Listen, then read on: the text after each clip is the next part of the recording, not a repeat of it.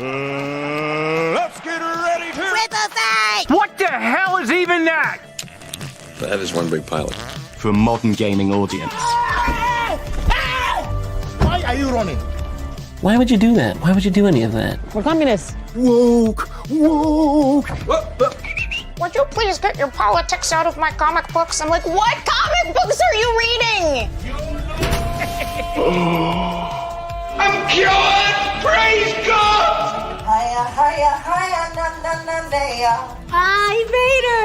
He vatored! Congratulations, you played yourself. Give me the meat and give it to me raw.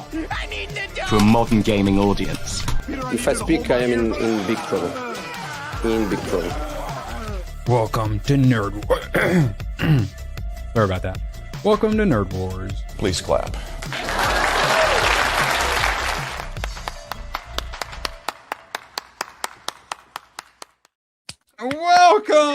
Welcome. Absolute pleasure to have you all here. How do I do an arm bar? Oh wait, that's gonna be really difficult. So I gotta do like this and yank it like this. Oh, shoot for like the double, and I saw Grogu tap out. Oh, Grogu also won't do a single thing to try to stop it or counter it. So it's gonna be great. Yes. These things happen. Don't you worry, we'll be discussing it. Because everyone was talking about it, everyone was excited. The GCA they watched it legally, and I was like, I'll join them. You know, I'll work on my script while we watch 4 fights beforehand. That's to be expected. What tricked me was, I think ABF and Hayden said the last big fight they didn't have any pre-fight, so I was under the impression. I thought there was so many opening acts. I thought there was going to be a lineup of fights the entire time, which I was right, and people kept telling me that I was wrong, and it was going to be like a situation of Mike Tyson where it's the only fight, and I was like, oh, okay. And then I started to believe him. I was right the whole time. It was long and drawn out. And then I got sunken cost fallacy, so I'm like, well, I might as well stick around. Everyone's going to be talking about it, and turns out everyone is talking about it, but not for good reasons. Badger! Otherwise, how are you doing, buddy? I'm fantastic. Everything went exactly as I wanted. These things happen. These things happen. Everything's 17 fine. years. Everything's fine. What are you, a fucking retard? Of course this was how it was going to end. Everyone just knew it was going to be 10 seconds. And it's just so great. So easy to call. People on our side putting money on Gina. Yeah. I can't believe they're feeling very good. If it was so known, why didn't she train for it? Sorry, ABF, go ahead. I know. That's ABF. Yeah, we got... Honest, should we just start? Yeah, we might start with that segment. ABF, how you doing, buddy? Doing great. I just had some your morning cookies, your breakfast maple cookies? cream Oreos from Canada that Jeff gave me yesterday, and I dipped them in my coffee, and holy shit! If there's maple, that means it's breakfast, and so therefore breakfast cookie. And in coffee, yeah, I mean that's not dessert for breakfast. How dare you? This is America. And does it hold up? Do you feel more Canadian now? And is that a good thing? Yes and no.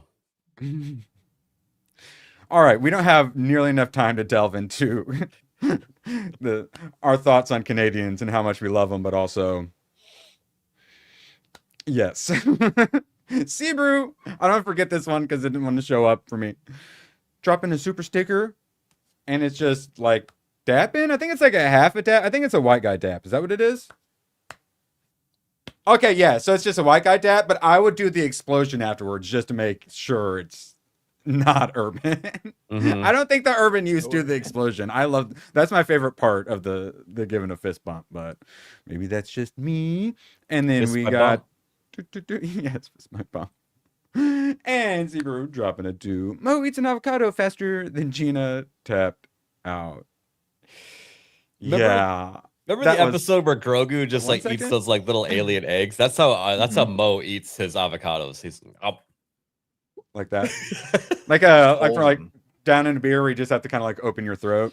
Just kind of deep throat it. Swallows it like a pill. Okay, Subaru. Get over it, Grogu. Okay, so we got the arm bar. Then there's what the rear naked choke, which is one of these, right? I think so. And then what is the leg? Is the leg you just put is that like around their throat too? Or what's the leg bar? Oh shit. Or do you bar their leg? Or is that where you are breaking their leg? What? I don't know. It's called the thigh squeeze. You guys are MMA? What's a leg bar? A leg bar is the same as the arm bar where like they're like pulling on it, right? Yeah, they're like hyperextending it. Oh, is that what it is? But what if Grogu doesn't have any legs? So can I not leg bar him? How does he get around? He's got to carry him. He's got a little hover thing. Oh, you're his legs. I get it. Yes. He's an advanced life form, so he doesn't need to walk around. He has someone for that. And Rossi dropping a 20 in here. We got to dirty the floor up a little bit for that. Rhonda has been doing judo since she was 5 and was an Olympic bronze medalist. Yeah, when they said bronze medalist, someone in the GCA was like, oh, bronze isn't very good. It seemed pretty good to me. Gina Carano started in MMA late in life and started because someone in her boyfriend's gym called her fat. How did they think this was going to go? This is the worst part, by the way. This Yeah, and you shit tell 'em. like this. I don't know about you guys, but I saw the 17 years of strength it took to stand there and get paid over $1 million, not the 17 seconds the world saw. I'm very happy for Gina, and we will definitely ogle her successes. Yeah, okay. We just want to talk about this now, right? I kind of thought we needed to start with it, but I'm like, people are already talking about it. We're a Hollywood. Okay, so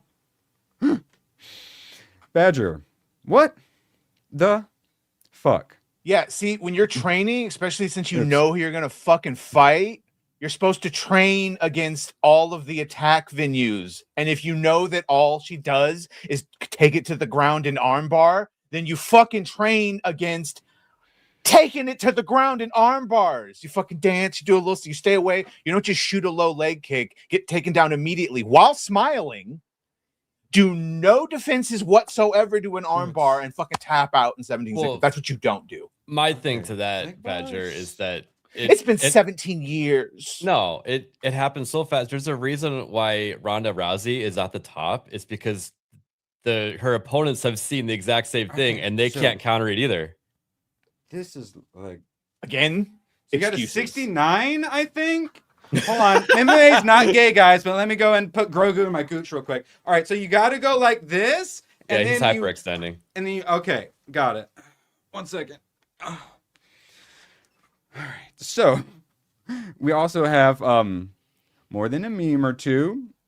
Have her put in an armbar immediately. It actually, I was one of the first people to say something too when it happened. And I don't even really care about this stuff because all the actual UFC fans were kind of stunned into silence, it seemed, or just hadn't had a chance to unmute yet. But like,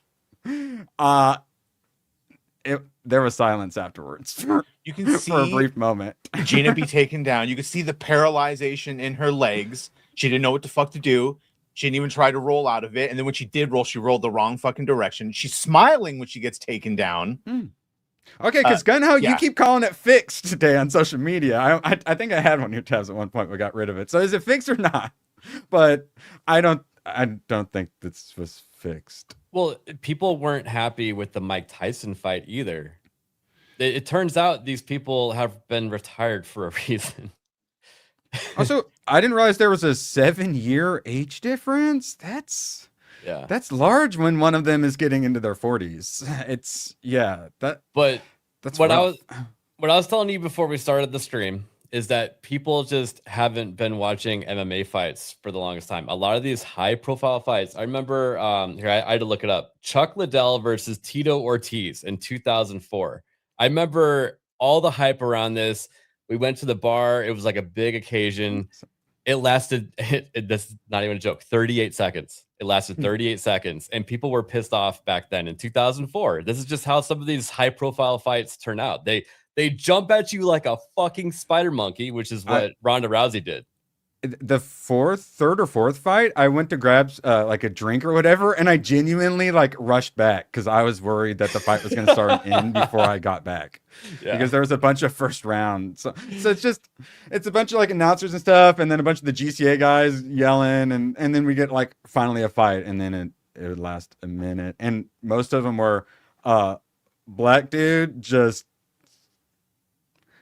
and then knocking the white guy out. It's okay that And I'm allowed to think she has some responsibility to actually train for the fight she's going and not just fucking sweep for her by saying, it's been 17 years. Oh, I'm just glad she got up there and did the work. Guys, I'm not mad at anybody. Stop I think that she tried her best. It's really difficult to beat Ronda Rousey. Yeah, see, I don't think she tried her best. She opened with a horrible move. I don't know why she would have done that. I don't know why she had no training against this. She didn't even try to dance around her and tire her out or anything. She closed distance, did a fucking low leg kick, which is the easiest to grab, got taken down, you can even see Ronda when she first takes her down and she realizes that there's no defense whatsoever. And she goes, oh, fuck. And she just goes straight for the arm bar. You can even see her pause. She had like a bit of a headlock. The second she got out of the headlock, it was over. Yeah, there's that brief moment where she had her in that headlock. That was cool. And then thank God we got Diaz and Perry. Was that the bloody one? Right? Yeah, the bloody one. Yes. But then it still ended all in blue ballsy, though. It was obvious. Like one dude was just waiting to get knocked unconscious. So yeah. Regardless of if he's still up and fighting, maybe we don't have to fight till people are unconscious when they've clearly lost. I prefer that personally. Maybe not brain damage people. Throwing it out there. Yeah, ABS? I think it's more of a conversation of should strikers be matched up against grapplers? Probably not. Grapplers, not grapplers. Grapplers. Rossi for 2. I last 38 seconds over twice the length of the fight. Yes, I thought it was 12 seconds. What was it? Like apparently 15 seconds, 17 seconds, 15. Something like that. 15 seconds. Mm-hmm. Yay. 8 in for a 20. Also there. Thankfully telling everyone to shut the fuck up so we could hear everything. Thank you, Hayden. Ronda was winning constantly when she pulled that move. She got a ton of criticism for it. Then she started trying to drag fights out a bit and got her ass kicked. She wasn't going to allow Gina that chance. Armbar is lethal. Which is probably why they should just ban it. But then they get rid of like the whole ground game with that, which I think would improve MMA myself. I think it would too. Yeah. But that's like what a lot of the Brazilian like jiu-jitsu stuff is, right? Which is a big part Pretty of much. it. So it'd be removing one of the big fights. So it's no longer like mixed martial arts at that point. It's fun when you're looking up at the screen at the bar and you see 2 chicks doing it. But when there's like 2 sweaty dudes, you're like, oh man, this is gross. Wait, now why are they scissoring? What even is that? Yeah. The rear naked scissor. Yeah, downward dog. Still though, at least they start standing up, whereas like Greco-Roman style wrestling, they literally start in doggy. Chest drop for a 2. So Badger versus Leon match, win. Someday. If I was gonna bet, I'd put money on Badger. Someday, but I'd beat him in striking and in ground game. Yeah, I would go Badger. I feel like Leon's scrappy. He'd turn into like an anime match where he'd manage to pull it out at the end, even though he should have gotten his ass kicked. So. No, he'd kick at me and I'd grab his leg, kick it to the ground, and just armbar him. And then he would be brave just for standing there in the ring. He would distract you with the worst take ever, Badger. You'd be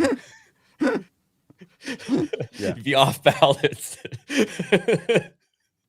Not lost on me also that a lot of the people that doing the most vigorous fucking defending of her are people that met her and know her, and she's been on their live streams. And I'm not saying they're compromised and not allowed to do any criticism, but they're compromised and they're not allowed to do any criticism. Whoa there. Yes. I was her fight trainers, I would be fucking ashamed. I don't care if it's been 17 years. You had the time in the world to prepare for what you knew was going to happen. If you're fighting Mike Tyson, you don't fucking have your hands at your side because you know he's going to hit you with fucking those surprise lefts. Well, that's something they kept complaining about in the GCA. None of these MMA fighters put their hands up. Oh, Why the is Diaz that? and Perry had gassed out almost immediately. I don't know. It's like how the NBA just chooses not to play defense anymore and stuff like that. That crap ruins professional sports. Congratulations. I don't know anyone excited for another Netflix fucking fight of any shape or form. We've only had disappointment so far. So Imagine let's not get flying excited. out. Paul Tyson. Imagine before, flying out for right? that. Yeah. But I'm sorry. Shout out Rossi forever. Thank you, man. That's awesome. Thank you so much, bro. Yeah. Oh, I didn't realize. Sorry. And then a little more Leon slander. Zebra for 2. Leon's like 5'4". He's so tiny. I'm only 5'10". Wait, is Leon a short? He's actually tall. He's like my Okay, height. because he's got lanky vibe to him. So I maybe not tall, but at least not short, right? Mm-hmm. Okay. Put him up, Sebrew. Put him up. Really quick though, Yes. I think that Gina did get what she wanted out of the fight. She like she was saying, Over $1 million? She got some money, but I don't think that she needed it. She was 100 pounds overweight. When I met her at MegaCon, like she was wearing very baggy clothing, and I was like, damn, this isn't the same girl that I saw bite her lip, on UFC. And but she's super sweet person, really, really nice person. And that's also one of the parts of the problem is people who know her, and yeah, she is a really sweet person. So but she lost 100 pounds, and she found the motivation through this to do that, and I think that's a win. So some argue that she's financially well off already. She probably doesn't need a paycheck. She's probably got plenty of money. Yeah. Also, and then like when you're a competitive fighter and stuff too, yeah, obviously the money is going to be a part of it. Mm-hmm.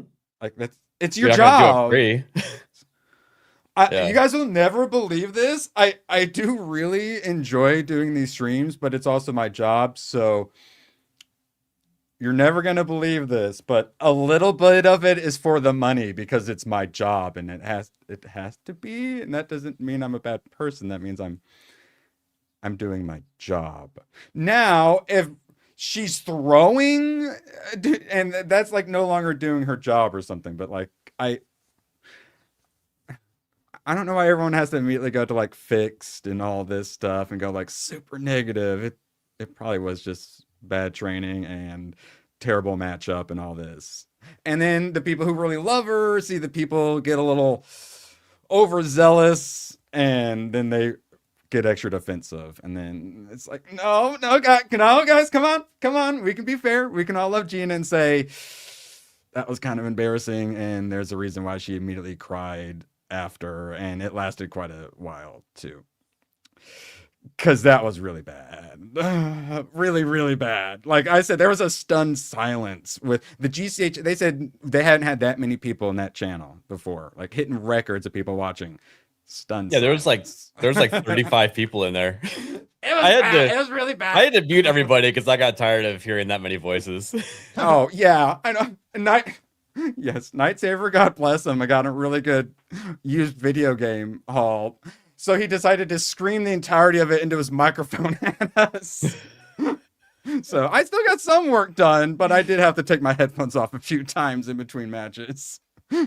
But yeah, so like literally 3 hours of that, working on my mixtape script and whatnot, going through my footage. All right, it's finally here. Big show. Everyone's like, shut the fuck up. Everyone's actually muted. I'm not sure anyone had a chance to even say anything during the fight. Like there's and all that stuff. But during that, everyone was silent and then dead silence. And I think I might have been the one who broke it. I think I said, wow, or something like that. That was bad. Mark for 20. Appreciate you. We got getting this. Oh yeah. Whenever it was something, blah blah blah. The goal is now down to 250. You want to send this fellow to go see Mando and Grogu with me on Thursday? The goal is now 250, and I am going to be wearing a temporary tattoo as well. Mark of reality for 20. I like to get Arcade Outpost take on the fight. Well, you'll never believe it. The next tab is Ryan. If you could say anything he wants without backlash from friends or chat. He was unusually diplomatic. He had the worst flight out there, yet Jeremy flew. Yeah. Jeremy flew for this. And people are joking that he'll never get on a plane ever again. Including being hunted by coyotes in the parking lot. What? Yeah, that does sound like a Ryan adventure in having to deal with the outside world. Mark, appreciate you for that 20. We have a clip for that. Rake!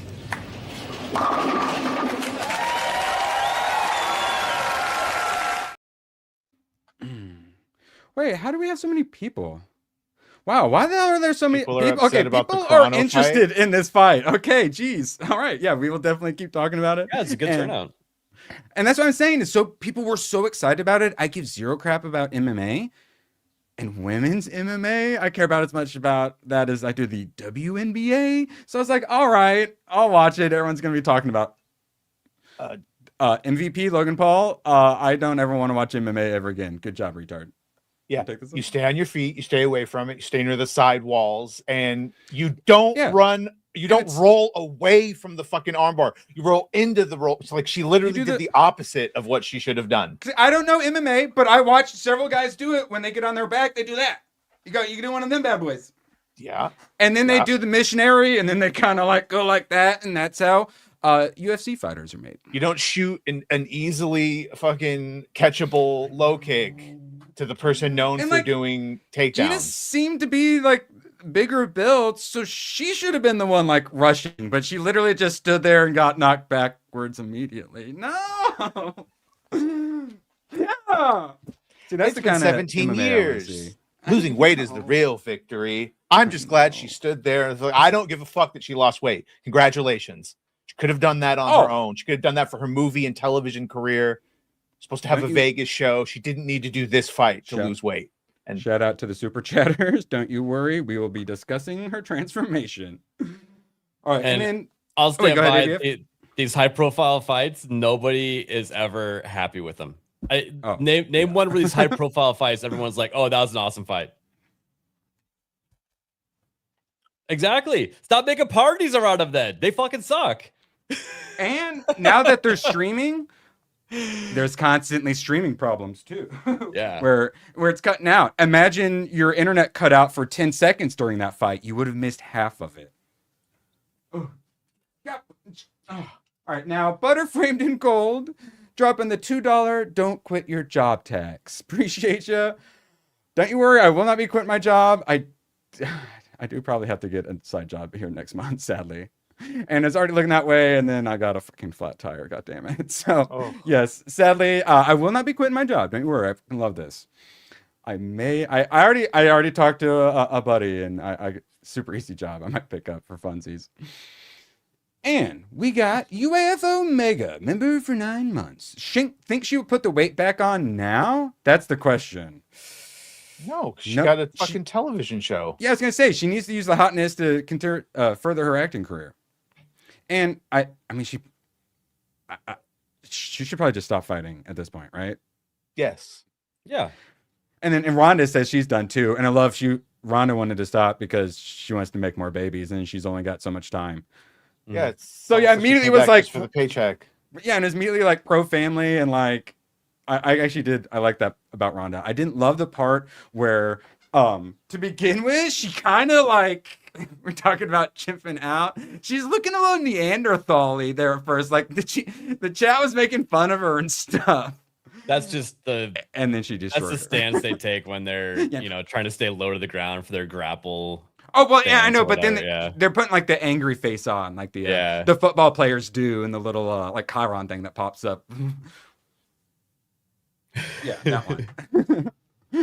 Okay, so let's think. Oh no, Sebrew dropped another, and then we'll get to Ryan.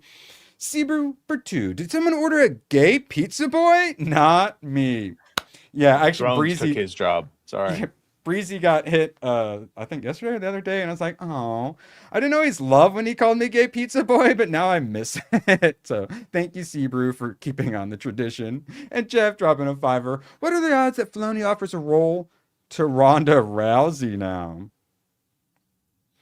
Honestly, I think a good ending to this is if they both got in the Expendables and they led it instead of a Charlie's Throne.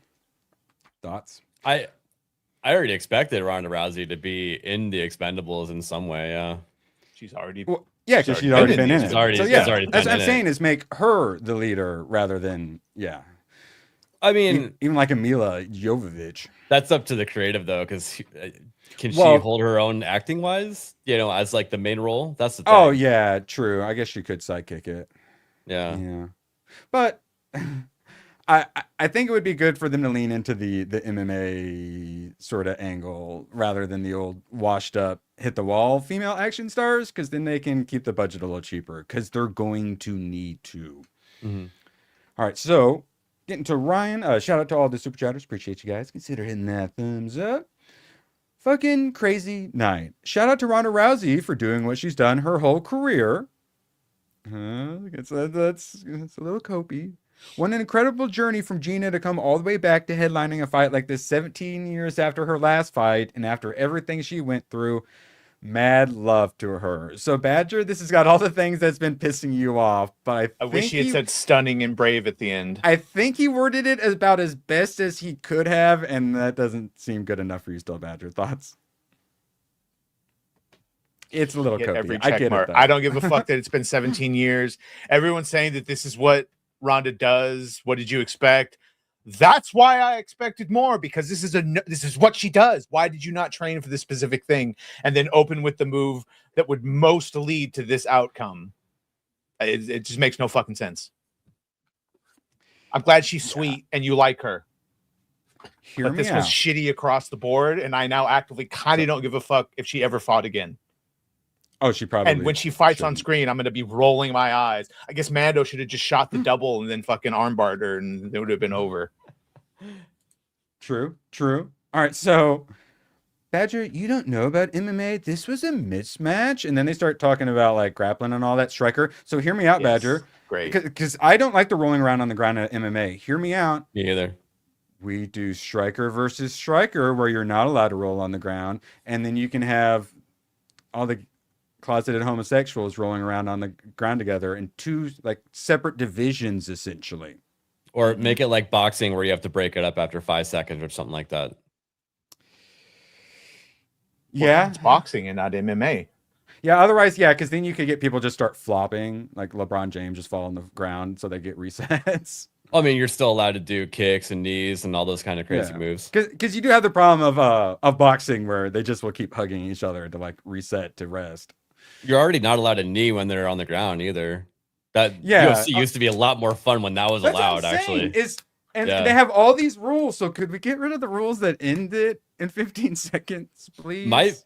My favorite back in the day, this is what got me interested in UFC in the first place, but then I lost interest again, was Tank Abbott.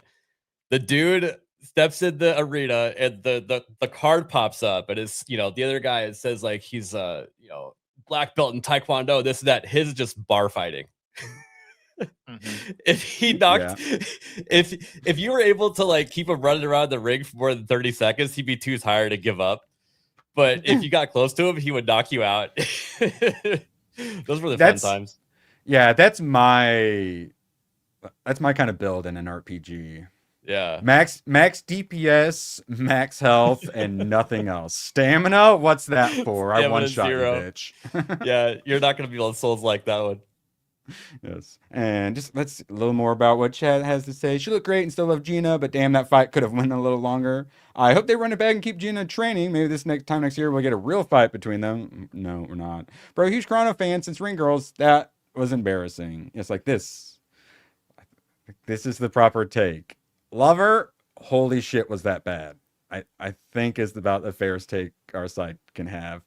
But I get all the people friends with her having, you know, shown the love. I get it, but 3 hours? If it was 1 hour, and then that'd be one thing. But and then, so not just the fight, but you got all the since it wasn't UFC, it was Logan Paul's whole MVP thing.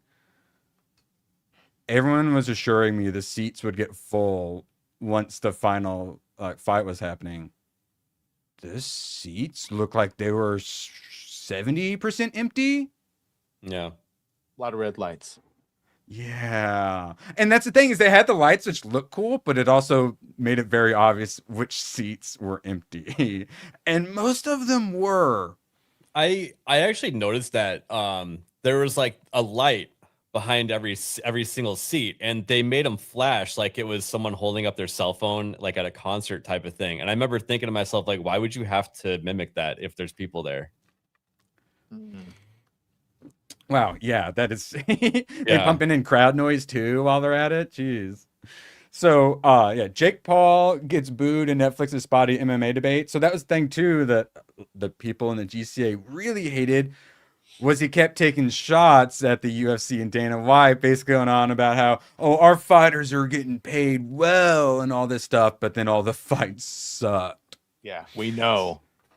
And he kept doing it too. He kept attacking. And then they purposely had a lot of the fighters do like drama stuff. Like the guy interviewing him in the ring was like having the one dude, giant black dude, which I love. He literally was just like him not putting his gloves up was fine because he was literally just like watching and waiting to knock the white boy unconscious. And there's no competition in the fight whatsoever. That dude took him down so hard. And then the announcer just gets into talk shit about like Logan Paul while he's standing right next to him and all this stuff. And it gave serious WWE vibes, which isn't one of the Pauls. Didn't he do WWE? Was it Logan? Was it him? I'm not sure, actually. It was one of the Pauls. So yeah, it seems like they're trying to WWE up some MMA, which is I asked, when does he hit him with the chair at one point? Because it did have that vibe. Yeah, we're saying maybe I just thought the whole thing was kind of cringe with him standing there in the ring, and they're like, "Oh, would you fight this guy?" He's like, "Oh yeah, I'd fight that guy." How about this guy? Would you fight that? Yeah, I'd fight that guy too. It's like, then like the announcer at the top of the arena, he was talking about how he wanted to fight this person or that person. It was just a whole bunch of like empty threats, or like build up for something that's not gonna happen. It was dumb and cringe. Yeah, that's what I'm saying. It felt like when they do the background like locker room fights in WWF. Oh yeah, I'd do that. I had to get in that vibe. weight. I have to be a welterweight to do that, so I'd have to lose some muscle. It's like I hate this conversation. It's stupid. I don't care that she lost. I care that she did the thing most likely to lead to her losing very, very quickly. It's disrespectful game plan, to everyone's time and energy, including her own. I know. Imagine putting that much work in it, and then oh my god. And if you think you're doing anything to help fighting, there's a bunch of people that will never watch MMA ever again. Yeah, though to be fair, I don't think they were getting me back ever again. Anyway. I'm glad she ass queened onto the fucking fight octagon after 17 years, and she got her payday. And but you did more harm than good for most people, and you make our side look like fucking simps that can't fucking be critical of anything. What did they expect to happen? Well, if you all expected to happen, why did you start the fight? What was her training? What was her training regimen? I was trying to get people to not get excited over this fight the past couple of days. Like I remember Isaac. He oh my god! You basically told him not to pre-order, essentially. Yeah, I did. Yes. No. I remember Isaac. He was like, "Oh man, I hope Gina wins," and I was like, "I don't know, dude. I wouldn't count on it." I remember saying that. I was like, "Just tamper your expectations." And I don't. Rhonda has a cheat code. They're called arm bars. Yeah. She presses down and then back, and she holds it for 2 seconds, and then goes around AB, and then it's over. I'm saying, how about we outlaw that maneuver? If we're going to outlaw the flying knees to the face, which is the only thing that got me to ever care about UFC when I was younger. Silva or whatever the guy who did the flying like knee to the face. Yeah. That's when I was like, oh, maybe this UFC thing is kind of cool. That actually was pretty interesting. Yeah. But then I was told they banned that shit. Yeah. Like I like the parts when the dude, they've been doing a bunch of punches, and then randomly he'll do like the roundhouse kick to the head. Like, that's cool. I want to see that. Were both fighters managed by Don King? Rhetorical. As in it was fixed? Is that what we're saying? Ow, what am I stepping on? All right. Grogu's insides. So we've got the Variety article about this. So they're talking about important things about the fight, such as Ronda Rousey questioning the Sandy Hook shooter and Carano being an anti-Semite. I fucking hate the media. Yes? Yeah, Badger, you want to take this one? Lots of people saying this is how Ronda fights go, and I'm like, she literally lost her last 3 fights because her opponents figured it out. Yeah, that's it. Yeah. All right, and then obviously I will say, yeah, girls looking good. Now, let's work on that acting career. And let's see. Okay. That's all the tasks. We did 35 minutes. Whoopsie daisies. Wow, we got a bunch of people there. We are now happy to keep talking about it if you guys bring it up, but we're now going to transition to some entertainment in Hollywood. But first, Rossi dropping a $5. Sorry, I was trying to say the armbar was the most likely outcome. The fact that Gina couldn't stop it. The fight never should have been made. And yeah, even Gina called it out. Like, it's like her third sentence into her little like post-game interview was, I wish I could have fought a striker. Yeah, probably would have been a good idea. And then you get Jake Paul all douching it up, like talking about how great his MMA stuff is. And it was a disaster. And imagine, and like I said, the seats were empty. A lot of people presumably watched it. Maybe they probably picked up some subscriptions, but Netflix probably spent a lot of money on that. I'm not sure it's going to end up very. A lot of people going very canceled good for their them. subscription over how they handled the Tyson fight, and this might be a similar situation. Yeah, maybe not go with Logan Paul's MVP, throwing it out there. And also, shout out to Rossi real quick. You've always been so positive. You're always so kind. Always so supportive. Yeah, ABF? It almost seems like they need to be able to, have that fighter at least have a scout go and be like, yeah, this person can sprawl. I watched them train. Like they can actually fight still, and this is a good lineup. It seems like they need more people talking in their ears versus just making this a drama thing, because the outcome with the professional rules isn't really working. Yeah. Well, that was a fun experiment. I will not be doing that again. But hey, I hope you MMA guys get some good fights. I hope you boxers get some good fights. I'm rooting for you, because everyone I've tuned into, it's been nothing but a disappointment. What? Fuck. I remember the goddamn Latin American boxer's name for a second. I just keep on calling him Emilio Estevez now. Esteban? No, fuck. All right, sorry. Moving on. Appreciate all the super chatters. I'm gonna need to start counting this up here before long. Yeah, trying to get my son Grogu to see his favorite actor, Pedro Pascal. So Pedro wanted to take him out to go do something. I'm not allowed to join him. This is all the pictures I saw, but more on that later. Hit the thumbs up or something. And then also, as always, appreciate all your support. She doesn't have any support. What we're talking about now, Hollywood and entertainment.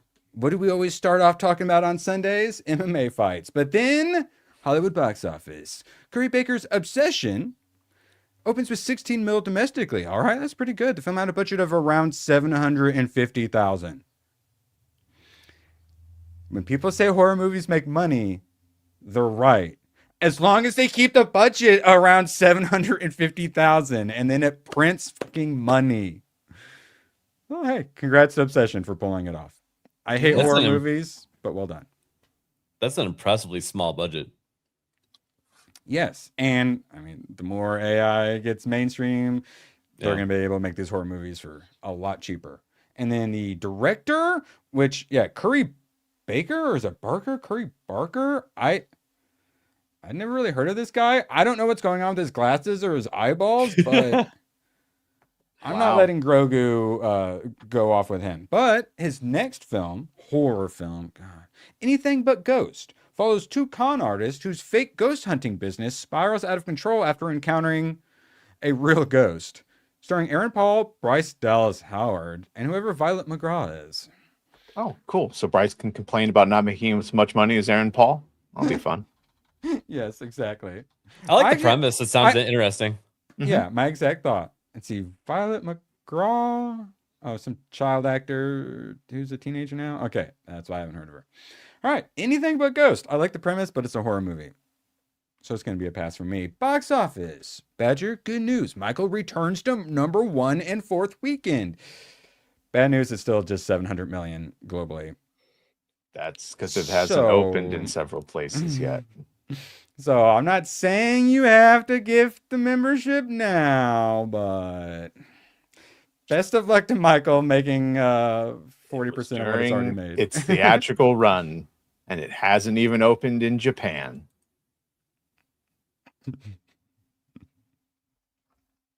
I get you liked it, but it's not going to hit a billion. Sorry.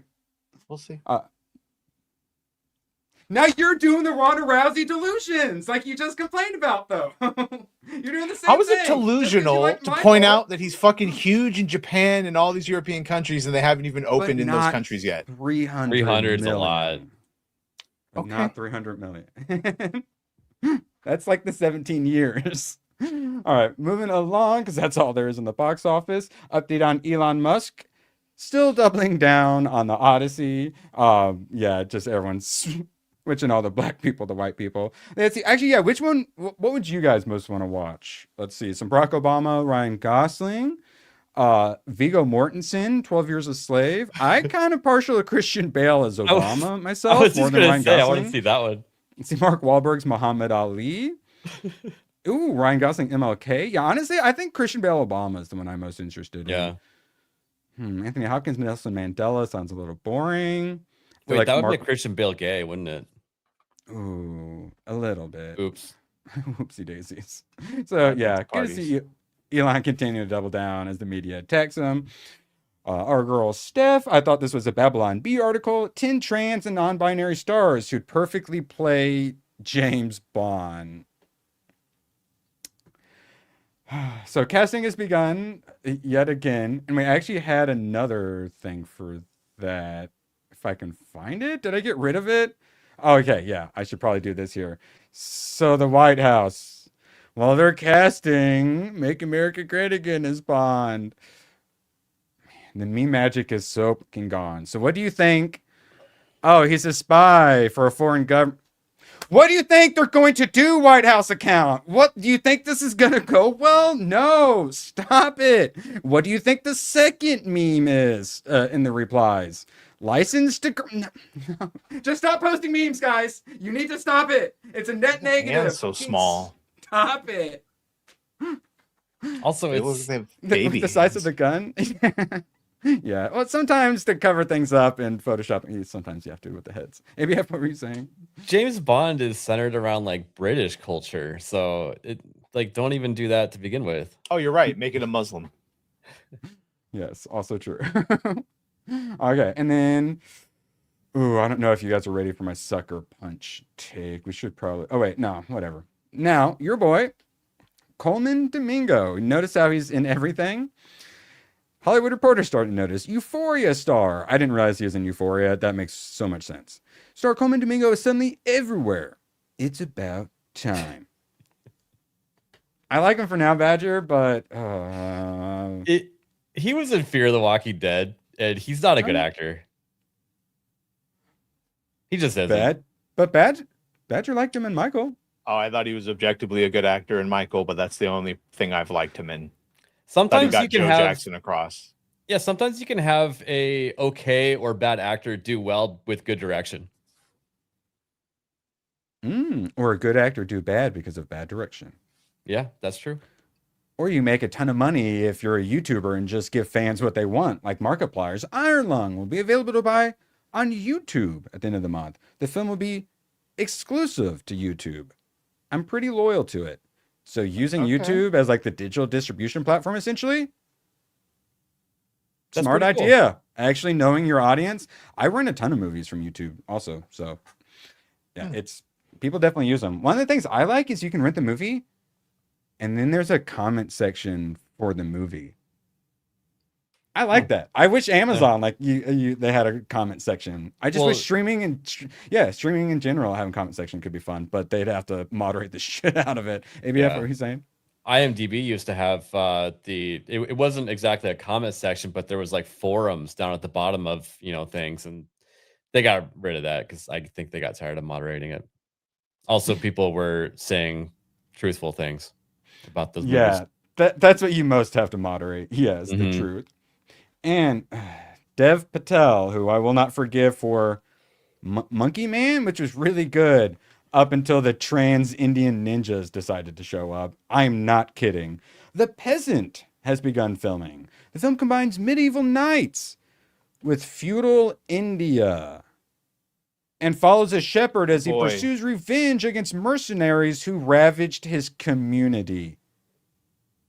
So the white man. You know what's great about that is that their toilets are the exact same. From feudal times their roads? Oh. to now. No. Now in the future, they also had their apex predator, the train, come along. True. Well, who do you think brought their apex predator? It was those dirty colonizers. Yeah. That's true. Yeah. So yeah, that one, I don't think I'm going to be watching this one. The Indian version of Seven Samurai. Going to be a pass from me, dog. Now, a little more diversity. Ncuti Gatwa, if that's how you pronounce it, was the host for SNL UK. You're asking yourself, wait, they made an even gayer version of SNL? Yes, correct. They did. And they had the gayest person they could find on, Ncuti Gatwa. So, this F-slur here destroys Doctor Who, and then in his little monologue has the audacity to joke about it. Millions of you watch me as Eric in Sex Education, a show meant to turn our youth into degenerates. About 12 of you watched me in Doctor Who. Yeah, correct. I wonder why that might have been the case. Maybe that's why I didn't stop crying. He cries in every episode. We complain about it. Now he gets to joke about it. Fuck yourself. Even though I have since regenerated into Billy Piper. I don't understand it either. So he's so terrible and so hated, they keep having to switch the doctors out. I don't know what the problem is, guys. But also on a side note, how do you like my blouse? Gay. Who knows what the problem could be? Yes. And Magnum Norris for a tenor. Rupert Lowe for Mega Overlord.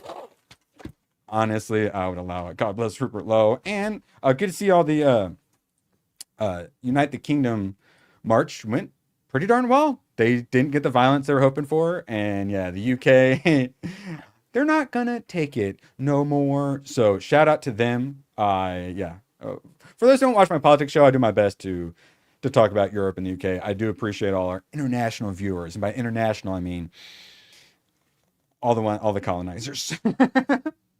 Love you guys. And then also, we're getting up here. I need to figure out where we're at here on Super Chats. All right, let's see. Now, here we go.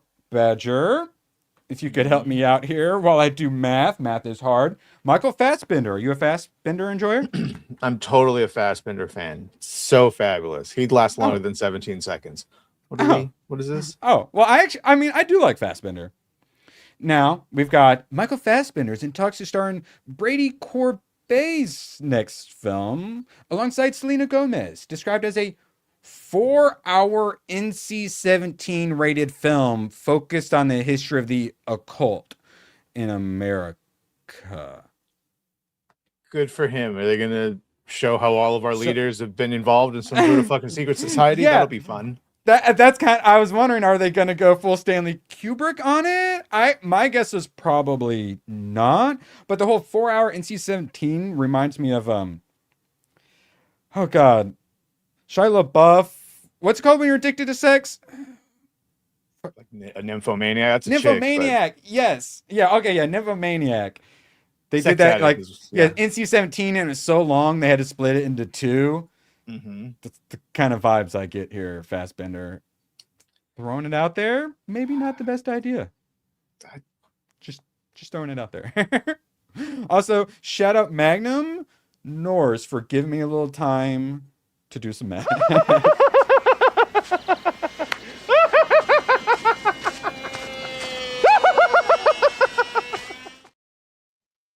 Math's still too hard. Hold on. We're getting up there. What? No, now I'm getting lost. Well, on math is hard. Okay.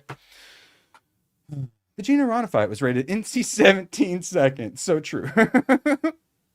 So true. All right, and yeah, it looks like we're almost at 100, so we are getting closer and closer. Now, we've got the so you know the Rambo prequel we were kind of excited about because it was the Sisu guy. Mm-hmm. I like the Noah Centineo guy. Like, it seemed like a really good casting. Well, we got more casting. James Franco. Good. I don't think he's a bad actor, and I'm glad he's getting work. Sorry he fucked his adult students in his acting class. Well, that was the question. I don't even have to ask it. Yes, I like James Franco. I think, and he can actually do some of the drama stuff, not just the comedy. Certainly, I would argue a more talented actor than his brother. But in a Rambo prequel, so is he going to be the like comedic relief soldier? You know, you got to have one in all those shows.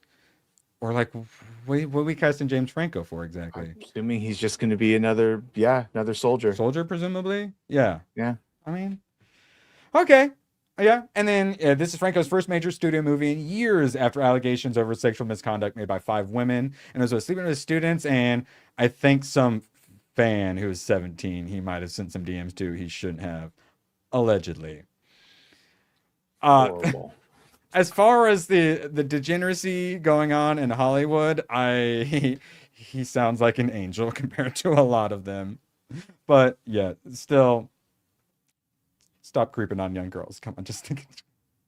There's plenty of 18 and 19-year-olds, bro. Like, if you're gonna creep on young girls, there's still plenty of 18 and 19-year-olds. Jesus, guy. All right, now James Cameron. We questioned how much his heart was into Avatar 4 and 5. Turns out not much. Says he wants to make the next 2 Avatars films in half the time for 2/3 of the cost. Yeah, that's a really good idea. You should do that, but that's not really possible. We're going to be looking at some new technologies to try to do them more efficiently because they're hideously expensive and take a long time. AI. It's AI, right? AI. Is there anything else you could be talking about other than AI? Yes. What if I told you now all of the effects are going to also be AI? Yeah, they basically have to at this point, though. Like, he can't keep making them. The last one, like, broke even-ish. So from here on out with diminishing returns, it's just going to keep going down. So you do have to cut it or stop. And they're not going to stop. So looking like it's AI time, which honestly, in a movie like this, and someone like James Cameron, who like helped revolutionize things like IMAX and 3D and the new technologies, someone's adding AI and doing it into Avatar and it's James Cameron, I'm actually pretty fine with that. He seems like a responsible party to do it. Yeah. Or am I a horrible production monster? should be getting cheaper, not more expensive. He's created all the assets. He's essentially made a video game where they just but that's the problem is he always wants to do cutting edge, so he always has to do like the research and all that and the build and everything and the R&D. So yeah, this time though, if someone else can do the R&D and the AI for him, he just gets his own little custom AI going, like train on his own, what he wants it to. I'm fine with James Cameron working on AI and showing people how you can use it for filmmaking. Magnum for a $5. AI boyfriends are making females, or feminists rather, more insane. As if that's possible. Yeah. For those that haven't been updated on the, like, say, dudes in Japan like to marry cardboard cutouts. Women like to read about the milking farm and stuff like that. Turns out we destroyed the relationship between men and women, and it's going to have some dystopian consequences. One of which is AIs, like when they talk to like crazy leftists or like trans and whatnot, they would like feed your delusions. Yep. And women like having their delusions fed. And AI boyfriends provide exactly that. And they can make them have like a European accent too. So we like to talk about how like men are going to get one shot by, like sex robots and all that stuff. It's not going to be just men. A lot of women are going to be trying to marry robots too. It'll be a fun ride. They were already Yeah. dabbling in that with the romantic novels and stuff like that, and now the AI is just like the next level of it. Yes. I mean, we're talking women. Women send letters to serial killers in prison. Women women need a stern hand to guide them. And then they're wonderful, wonderful, wonderful people. They like a guy that can accomplish things. Yes. All right. Yes. Serial killer shows you guys he can really commit. Initiative and drive. Yeah. Wonderful. All right. Shout out Magnum. We got a clip for that.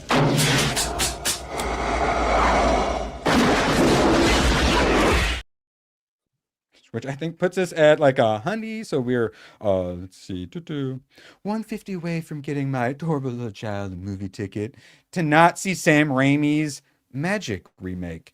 I hadn't heard of this. Anthony Hopkins was in the, wait, is it Anthony? Yeah, in the first one as a mentally unstable ventriloquist, 1978. Fuck you. Cult horror movie. Have you guys heard of Magic? About Anthony Hopkins, the killer ventriloquist?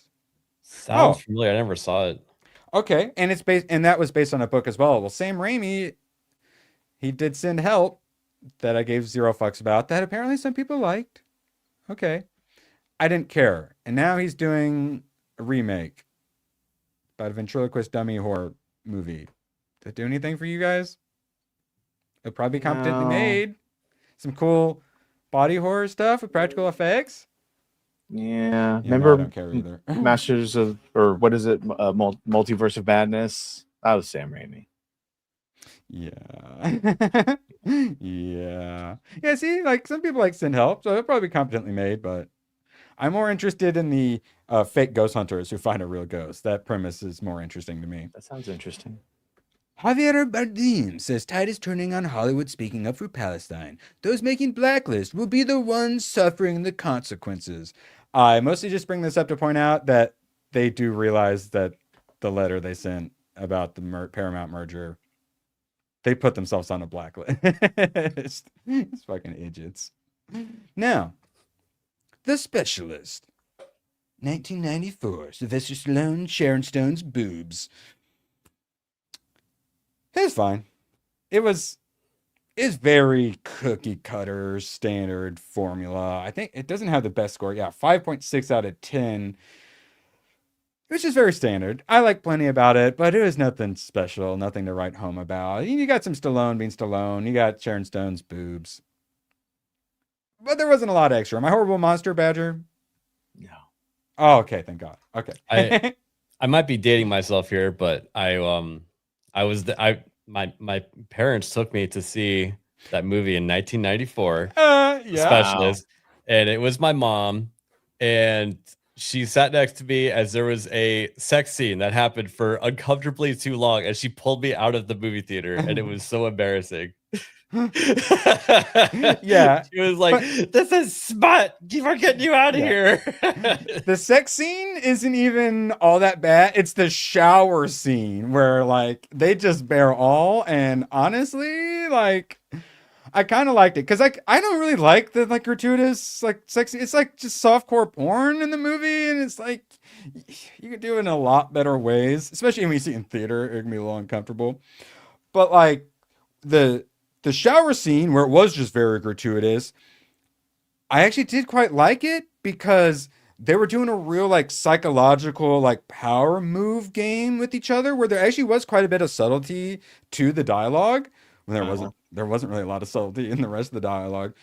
And it was kind of like a game of wits while naked, and the nakedness like made them all, kind of like vulnerable too. So it actually was a really good dynamic.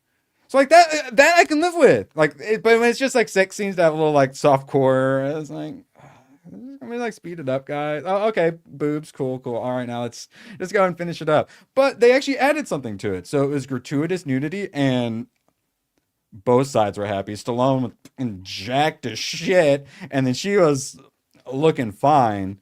So like everyone got what they wanted, and it was some like good dialogue. Everything made sense. There's like actual subtlety to it, whereas like this is just him grabbing her butt. It's worth it for James Woods in the police station. Yes. Now, James Woods was fantastic. He honestly, I felt like James Woods stood out more than Stallone stood out. I might be a monster for saying it, but yeah, his character, I wasn't rooting for him more, but I think I cared about him more. Also, Eric Roberts, just like, yeah, have him as a sleazeball gangster guy. It's perfect. I really like him. He always does a good job. But it wasn't exactly like spectacular. But I did enjoy the it's just classic, you know, he's the specialist, he plants the bombs, but then on their assassinations, no women, no children, but the little girl's in the car, so he feels bad. So then James Woods was, in charge of him at the time, and then gets in, and so he goes up against James Woods in organized crime, and then his specialist makes bombs, so he's like, gotta do his redemption arc, which I like, but it's pretty fucking basic. But I mean, it certainly wasn't bad, and yeah, like there's plenty of fun action and stuff like that. So I enjoyed it, but wasn't exactly cinematic masterpiece. But I enjoyed myself, and yeah, the nudity was good. Man, that was a lot of sex scene pictures. Wow, okay. Yeah, it's literally just all like just all them like kissing and sex scenes, right? In this when whole it came out on DVD, I picked it up.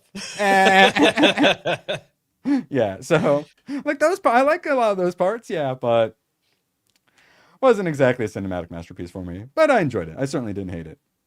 And for those who didn't catch it, put out a new video yesterday, Pragmata. Could use a little help if you guys wouldn't mind watching that and leaving a thumbs up and comment. Appreciate you guys. And now it's time. Shout out to English Batchers. Okay, I see him. Yeah, okay, yeah, he is still. It's time, Batchers. Sucker Punch. I really enjoyed this movie when it came out. I saw it in theaters 2 times, possibly 3 times. I think I saw it on vacation, I saw it at home, and then I think I saw it at the Dollar Movie again. I really liked it. And then, like many of the things I like, once I, joined the fellowship, I found out a lot of the things I love, everyone says is like the worst thing ever. And I never really hear good reasons for why. It's just like the consensus agrees it's like the worstest is. And one of those was Sucker Punch. Another one, I really like Man of Steel, and everyone always wants to shit on Man of Steel. Now we've experienced James Gunn's Superman. People are like, maybe Man of Steel actually wasn't that bad. So I can't help but think there's a little bit of anti-Snyder, because Snyder Bros are insufferable, but there was also a bit of an insufferable anti-Snyder Bro faction as well in that whole thing. So I don't know if it was part that or what. Sucker Punch had it all. I talk about my universal scoring system. Like, you go through all the different categories and subcategories of like what it takes to make a film. I give it like an 8.5 out of 10 total. What the fuck? It still holds up. And I was defending it, and I didn't even remember there was a dragon fight in it. The dragon fight, I'm like, oh no, oh my god, this is so good. What is wrong with it? Music's fantastic. The way they use it to go like in and out of like the fantasy sequences is really good as well. The color grading actually really worked. This wasn't like making Superman way too fucking dark. It actually worked really well for this world.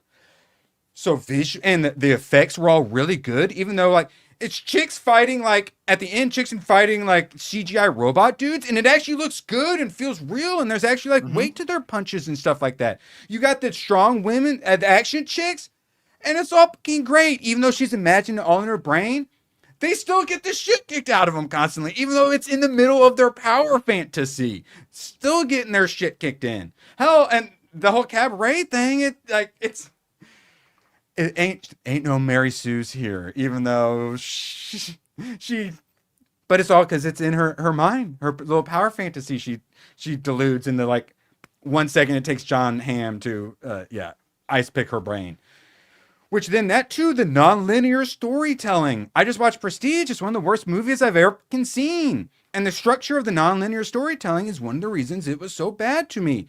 Whereas this gets non-linear, and I actually noticed there wasn't stuff I appreciated before. This watch actually made me go, oh, and then, oh wait, so she, oh shit, I didn't actually so it actually ended up being better for me on this watch because I hadn't quite put some things together yet.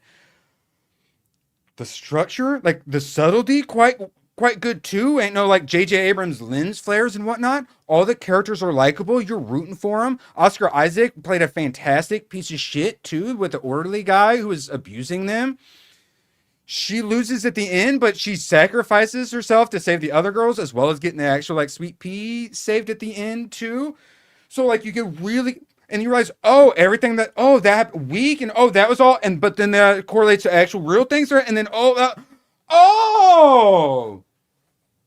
and it actually works. Whereas when you watch Prestige, you just go, I fucking hate you, Chris Nolan. I kind of fucking hate you, bro. Action is all really fucking good, really well choreographed. They fight in World War II like steampunk. They all have fucking badass costumes with like cabaret, like fishnets and stuff like that. Yeah. Awesome costumes. They all have their individual characters and archetypes. Hot Asian chick, the main character girl's hot as fuck blonde in a Japanese schoolgirl uniform, carrying a fucking gun and katana around like she's Devil May Cry, and she's so fucking awesome. Fuck! And then you get the mysterious like David Carradine staying in, a mystery guy who's kind of like leading them. That works really well. You got the one chick that's kind of like grooming them, whatnot too, but is kind of a good girl, and then teams up with John Hamm, who ends up being good. Turns out that the shit was getting forged. She helps expose. Oh my god, like everything works. The structure of each little delusion and how, oh my god. But then you find out what that correlated to in the real world. Fuck, man. It has it all. And did I mention there's a dragon? There's badass chase scenes with helicopters. They got train heists. They fucking kill a baby dragon, get chased by a mama dragon. Like I said, they fight in the World War II against like zombies, and then one of them is in a fucking steampunk mech. It's so fucking cool. What is mech is pretty sweet.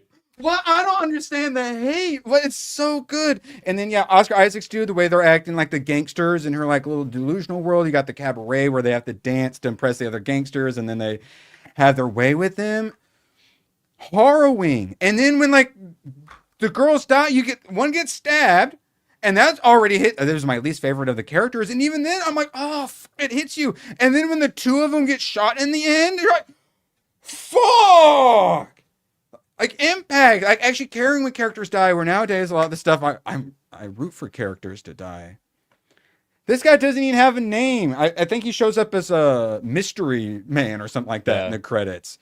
And he's fucking great. Did I mention how hot she is? And she fights the like giant samurai armor at first. It's so badass. Like, I don't understand all the hatred for it.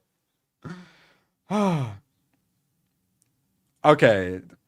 So I do these things called standards, principles, and integrity here. You just say you're gay, bro. It's all right. Still appreciate you. Someone in chat, I was showing off the cosplay girl. I was showing off some of her pictures and had I think like NPC. I don't want to say whoever it was, but yeah, someone was like, "That's a dude. That's a dude." It's just like, you can just say you're gay. It's okay. Yeah, ABF. I've seen Sucker Punch like 6, 7, 8 times, something like that. I've always really liked it. Yeah. Oh, really? I never really told people to go watch it because whenever I did back in the day, like they would pile on me and say it was crap. So I just kind of held it close to my heart. Yeah. Yes. And I feel like, oh my god, I'm not crazy. Oh fuck. This gets taken out of context too. Gary liked it when he first saw it. The reason Gary doesn't like it is because he was working at Technicolor and they were working on the DVDs, so he had to watch the movie 1,000 times doing a scene by scene color correction. That's why he doesn't like it. Oh yeah, I get it. As an editor, yeah, you end up hating your video by the time it's finished because you've seen it so many damn times. I get that. Even Vanessa Hudgens was really good. Yeah, and then that's the thing too, is I feel like I'm alone and everyone's gonna hate on me. And then like when I brought it up yesterday, yeah. And ABF were both like, no, I like that movie. Then why was I led to believe everyone hates it? So this is one I've been wanting to watch for a while. I'm so glad I got to do a rewatch. I think this is one that popped up on the wheel and I cheated and I just added it to my list. And I'm so glad I did. It's so good. And then like And she sacrifices herself at the end, and then John Hamm like sees it in her eyes, and it takes him a while to even say like what he saw in her eyes after he lobotomized her, and he's like, it's like she wanted me to do it. And it's like, yes. And then I didn't quite realize that part of that was, I think, part of the distraction so Sweet Pea could sneak out. So she wanted it to happen because like how she dances in front of the guards at the end, or no, I think she kicks him in the balls to make it cause a distraction. I was like, oh wait, that was probably a distraction too, and it's how the Sweet Pea girl. So she did want to. It wasn't that she gave up on it; she wanted to sacrifice. Fuck, that's good. I think the problem. She's hot. Yeah, I think one of the problems is that you can actually, if you're not looking at the movie in the right light, like you could just see it as like cheesy. But even if you do see it as cheesy, there's a lot of fun to be had there. So I never really got it. It's not oh my god, it's fun, and the pacing is perfect because you go in these fantasy scenes that are super high octane, and then you go back to character stuff that's actually I really enjoyed all of it, and then you go back to the high octane stuff. So it wasn't just like a nonstop where you never got a breather, but it wasn't ones where you got like breathers that got you bored. Yeah, like when Sweet Pea starts doing her little dance, like, oh sweet, where are we going now? You know. Yes. Yeah. Yes. And then the way that like they zoom in on her eyes and she like close her eyes and then open the eyes and she'd be in the fantasy world, and the way they use the music to transition to where the music would like end right as it ends. Yeah. No, it's so good. I do like it when music is properly used in movies, and it was really well used. Hot Asian girl in cabaret costume. Magnum Norris for 2. What timestamp is Sharon Stone's Jubblies? That's a good question. Do you think Grok will know the answer to that? Can Grok do timestamps? It's probably put Mr. Skin out of business. Let's see. What's the timestamp for? I assume the shower scene. What's the timestamp for the shower scene? And what was the movie called? The Specialist. Executive something? The Specialist. Okay, The Specialist. Watch Grok get all snippy at you and be like, "Oh, this has been asked a lot of times. Here's the exact timestamp." You better not get snappy with me. I'll call him an F slur, and he knows it. Oh yeah. Oh, he's thinking for a while. Grok. Okay, he's thinking about it. He's having a little too much fun. He needs 38 more seconds. All right, and then let's see. Yeah, I'll just blast through a little bit more. Magnum Norris, I have no standards, principles, or integrity. I just like when online influencers poop on each other for money. Tell me who to poop on, and I will poop on them for you, Magnum. It's just nothing but hot chicks, and they're badasses, and they actually did it really well. And then you even had their sister story, which worked really well too. Like I said, even Vanessa Hudgens managed to pull off female action star, and I liked her. Mm-hmm. Like I felt so gaslit when I found out supposedly I was supposed to hate that movie. I didn't understand. Magnum dropping it. Oh wait, no, I already did that one. Yes, I go. What's the dog? Stand-up comic dog? I poop on you. Oh, Triumph. Yeah, I wanted to call him Courage the comedy dog. So he's got a Erwin, cigar. in his soul, is an abused little white girl. Aren't we all, Seabrew? Beloved. Yes, and like what happens when you get abused, you abused others, and that's why Grogu gets to feel my wrath. All right, now let's keep moving, or else I'm going to keep talking about how you should all watch Sucker Punch. You had the chicks just walk in a modern movie. We did this, we'd be like memeing on it. And there's so much extra too, like the way she's got like the sucker, so that way you can think about her sucking your wiener and stuff like that. Oh my god, so much extra. All right, moving along. And now I'm just staring at hot chicks now. Moving. Okay, we got to the red carpet. All right, moving along. So you know how they had lots of style, a lot of extra. Oh, also Sucker Punch. Original story, by the way. Original story. Why don't they make original things anymore, guys? So we're getting a trailer, so make sure you stay tuned on Badgers tomorrow. They gave us a 7-second preview of the black man running from the polices, and then remember when I make the joke in my Reloaded video spiral about how black people can double jump? It turns out I was right. Yeah, he does the Palpatine twist, and then they said, "Oh, you complained that there wasn't enough green, so here's a little green. Mm-hmm.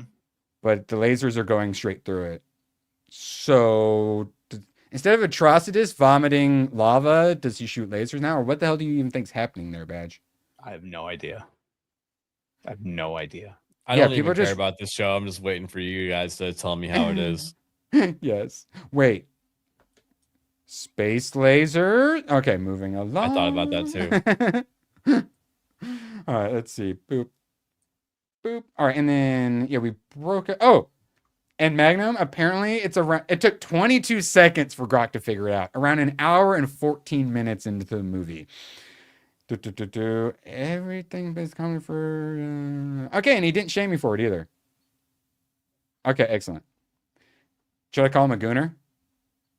Do it. No. Call him a gooner. No, I don't want to shame him for being a gooner. I appreciate him. He did good work.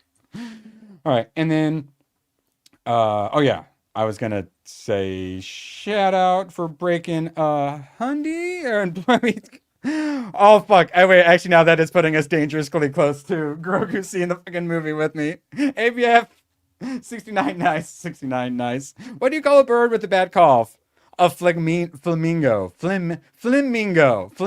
A flamingo. That's you got mad at me for reading it early the other day, but now when I don't, I can't deliver the joke well enough. So I have to like pre-read it a little, right? What do you call a bird with a bad cough? A flamingo. Right? Right? That was a good one, actually. I like that. And it was a pink boy, too, so it actually matched the theme. I'm going to do a couple clips and figure out how close I am to taking my good friend to see the Grogu movie with me. All right. Let's do a classic one. I feel bad doing this one, but it's so good. Come on.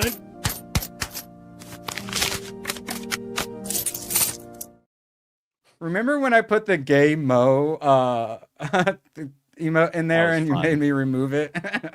I was just looking for it. That was the correct decision. Like, yeah. Well, other people who have it still have the old version. Only I have the updated non-homo version. All right, we got a couple. I did not do enough math. 1 second.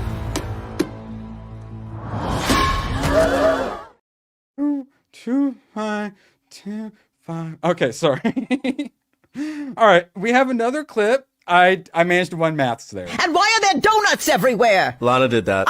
Do you want ants? Because that's how you get ants. 2, how you get ants. 7, 9. All right. Plus 79. I'm just doing plus 79. Plus, no, don't clear history. Okay, we're at 176. God, we're less than 75 away from Grogu seeing the Mando and Grogu with me, while I also wear a temporary tattoo on my face. God bless them, and God bless the Italians. Even though apparently I found out Isaac has some beefs with them. I know I'm doing pretty well in my like bigotries and prejudices sometimes because people.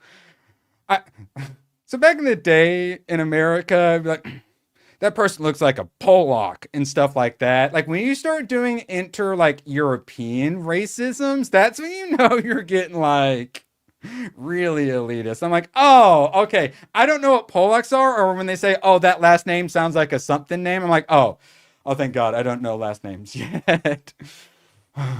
But God bless the Italians. I don't care why. What's he call them? Not mudbloods. What's he call them?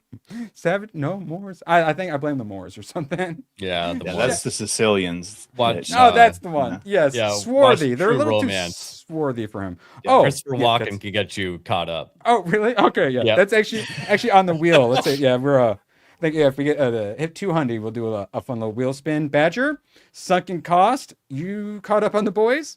No. You gonna watch the finale? Yep. I haven't seen a single one, and even I kind of want to watch the finale. I'm gonna fast forward straight to the fucking end, the last 10 minutes. Yeah, that is my thought, which is what you should have done with Punisher. So, in the comic book, apparently they have a good twist where Noir is Homelander's clone and is actually like evil and doing the bad stuff. So, remember James Gunn's Superman? Basically exactly that. But he said, nah, we ain't doing that here. I'm going to do my own unique, original ending. So I kind of want to see what sort of disaster he has on his hands. I kind of hope everyone hates it. Already coping for it. And where okay, he so said it's bad on purpose. Oh yeah, because we're making fun of these cringe bad endings, so it's bad, but in a good way. Yes. Yes. So I'm not familiar with this character. Why is there like an Indian / Arabian gentleman with a bunch of crosses? All is this so Kripke can make fun of Christians, or what's going on here? What the hell is this character? Do you know, Badger? Chat? No. What am I seeing here, chat? I stopped watching around season. What is happening? Like midway season 2. Oh, Father, is that his name, or is that you saying, "Oh my God"? Yeah, well, that's the boys. I think I might dabble, and it's Wednesday, I believe. Yeah, it doesn't say here, but I believe it is Wednesday, and I think I might watch because I feel like enough people are going to talk about it. Now, it is Oh Father. I thought the Oh Father was a sex name. All right. Now, we have an important story for you guys. Every day, a Grogu gets abused, and only you can help him. Oh, fuck. Stop punching the microphone. So they took his clothes off, and this is what he looks like underneath, but they left him with, like, really sad faces. So it's like they're doing really bad things to him or something like that. Like this feels did that on purpose. Yeah, this feels non-consensual. It feels kind of dirty. Like showing all the stuff underneath does sound funny, but also genuinely, whenever I pull his shirt up, I do feel kind of dirty. But this is dirtier. And shout out to Anthony putting us over the edge into a wheel spin and putting us less than 50 away from taking this little shit to see Mando and Grogu. And the first person he got some really good ones. First one he hits is Tech Rat. Excellent shooting. Followed by Volume Dealer, Cyber Chud, and Jeff. Strong. Nice. Well done. Well done. That's some good shooting, Anthony. And then let's see. Do I not have one for Anthony yet? I can't remember. I have way too many things. Do I not? Anthony, you let me know. DM me if you got an idea for a clip. I can't believe I'm a monster. I got rid of Sydney Sweeney, right? I can't do that. Fine, we'll do this.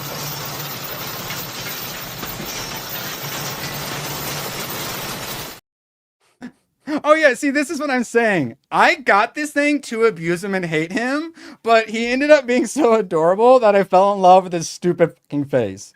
But I hated myself for it, so hence all that. And now you can't fall asleep without him. Yes, so we are 50 away from me holding this while super fans sit next to me and go, "Oh, you brought your Grogu," and then I go, "Yeah," I say, "Hi, Grogu," and then they see him all abused, and I go, "All right, we're not talking to that man anymore."